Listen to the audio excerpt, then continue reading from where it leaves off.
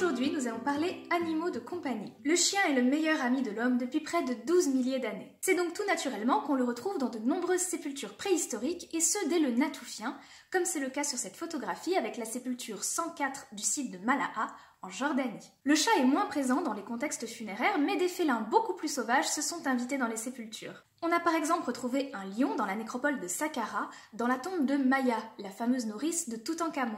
Le squelette de cet animal porte les traces d'une vie captive.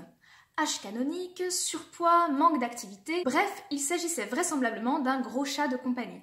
On a également découvert un très jeune lynx roux dans une nécropole de la culture Hopewell, cette culture qui s'étend entre 100 avant notre ère et 400 de notre ère dans le nord de l'Amérique. Les populations amérindiennes de cette culture ont également procédé à l'inhumation d'un échassier haut en couleur, la spatule rosée. Dans le monde précolombien, on a également inhumé des lamas.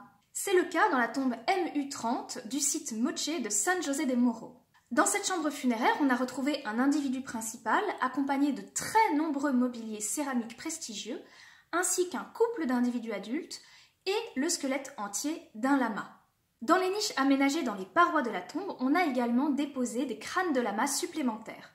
Si un lien particulier entre l'homme et le lama entier est une hypothèse plausible, il faut garder à l'esprit que les lamas avaient un rôle très important dans l'économie andine. Il s'agit donc peut-être d'un dépôt ostentatoire de richesse. Avec l'intensification des transactions commerciales internationales dans l'Antiquité, la possession d'animaux de compagnie exotiques devient une mode.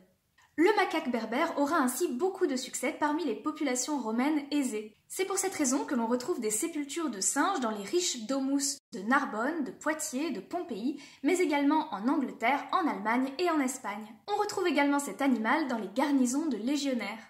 Les soldats avaient probablement ramené l'animal de leur voyage dans les provinces africaines de l'Empire et adopté ensuite ce petit singe très sociable comme mascotte.